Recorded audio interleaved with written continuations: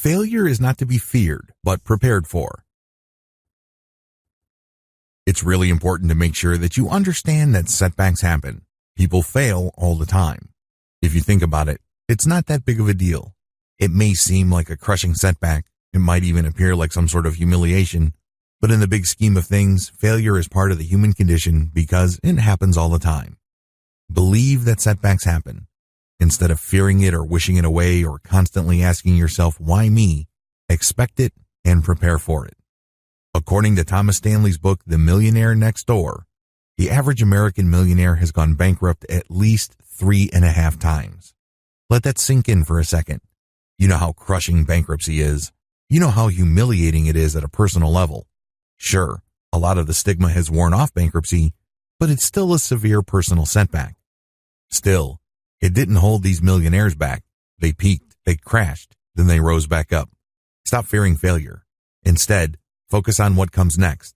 Failure does not have to be the final point of your journey. It does not have to end there. Please don't get the idea in your head that if you're expecting failure, you want it to happen or you're wishing for it. No, these are two totally different things. When you expect failure, you understand that the probability of failure is always there. By expecting that the worst can happen, you then allow yourself to respond in such a way that you can bounce back up. Measure your success the right way. Oftentimes, we think that we fail. Oftentimes, we think that we just crashed and burned. But what happened actually was that we measured our success the wrong way.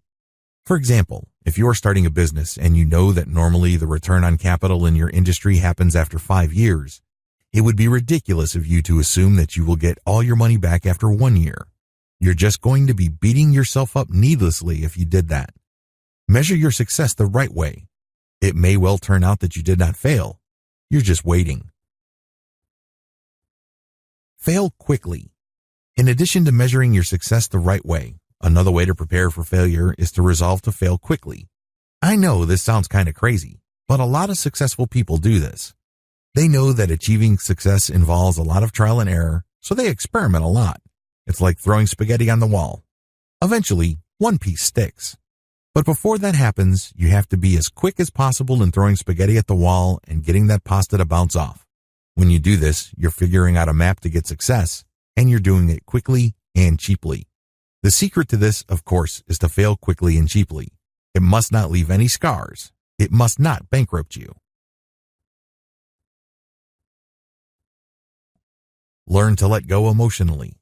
Do not let your setbacks define you. This is the number one reason why a lot of people fail. You see, just because your business venture did not produce the intended result, it doesn't mean that you have to stop. It may mean that you have to experiment or do certain things. If you can't get through the front door, try the back, try the roof, try the basement, try the side. If you can't get in today, try tomorrow, then the week after that, then the week after that. You get the point. But if you somehow think that this is the end of the world and this means that you are just a loser, you have allowed this setback to define you. It burns emotionally. It's very hard to move on. So when the next opportunity presents itself, you hesitate or you simply ignore it. Learn to let go of setbacks emotionally. They don't have to define you. They don't necessarily mean that you are a screw-up and can't ever get it together. Document everything.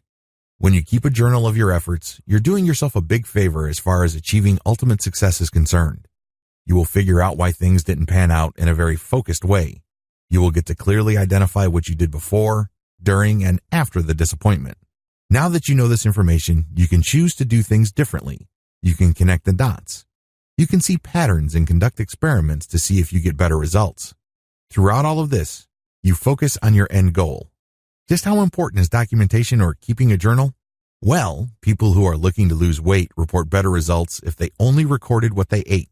Even if they continued to eat the same kinds of foods before and in the same amounts, these test participants still enjoyed weight loss. That's right. By simply logging what you eat, you trigger a chain reaction in your mind that leads you to eating less. The same process plays out when it comes to success. The key to success despite failure. Failure is a part of life. Get used to it. Prepare for it. But the good news is that if you only built grit, you will eventually make it. According to a research study published by Professor Angela Duckworth, grit is the secret of success. It's not being the smartest person in the room. It's not being the most dedicated and motivated person. Instead, it's all about the ability to get knocked down, but still keep on pushing forward. Regardless of how many times you get knocked down, get rerouted, or get postponed, you still keep pushing forward until you go all the way to the end. Grit is a choice. This is the ultimate coping mechanism to setback.